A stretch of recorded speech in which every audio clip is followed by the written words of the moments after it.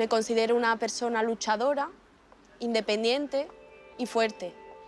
Y que desde fuera te señalen diciendo que tú eres la culpable, que cómo has podido consentirlo tú, una mujer fuerte, tú, una mujer luchadora, tú, una mujer formada, tú, una ingeniera informática, tú.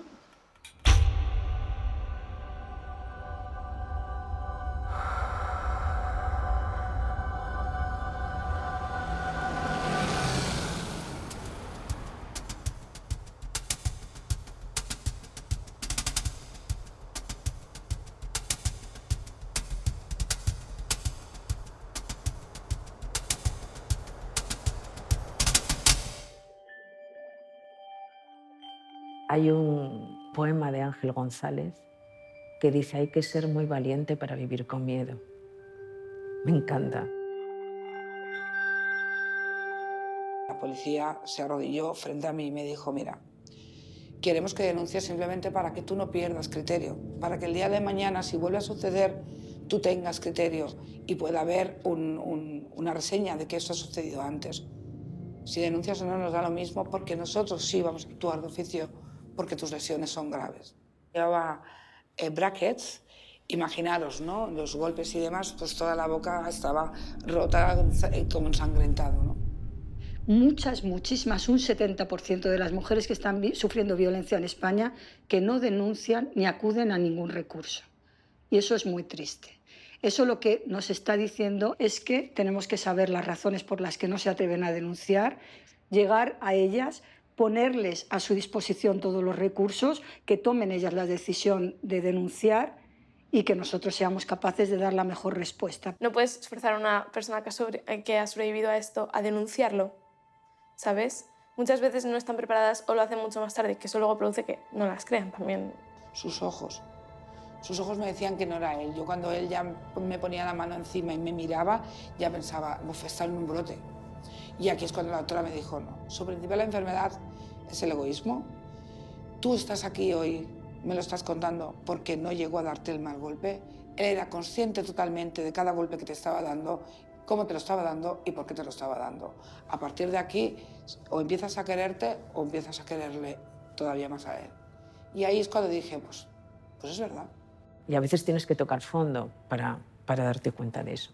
Pero la fortaleza la tienes. Si has sido capaz de soportar todo eso, vas a ser capaz, por supuesto que sí. Tenemos muchos casos y muchos ejemplos, ¿no? De que cuando tú esa fuerza la inviertas en ti, bueno, va a ser una explosión de vida.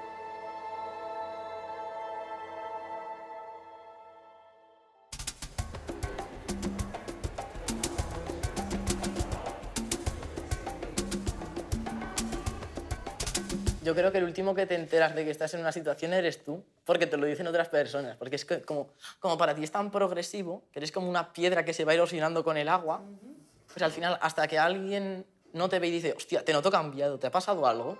Entonces empiezas a darte cuenta de qué ha podido cambiar en mi vida. Mi hermana estuvo con un chico y cuando empezó la relación cambió su forma de ser, de tratar con nosotros, de hablar. Y yo pensaba: ¿qué te está pasando, sabes? Yo ya vi a ese chico y a mí no me gustó nada. Yo lo vi y pensé: vaya, ¿dónde te has metido? Sentía como que tenía que aguantar toda esa culpa. Muchas noches pues yo acababa en el baño llorando con ataques de ansiedad por todo lo que me decía. Es muy fuerte, es muy fuerte. O sea, de verdad que llegó a hacerme sentir que yo era frígida, que no era atractiva y que no tenía ni idea de hacer el amor. Es muy dramático, es muy feo, muy feo.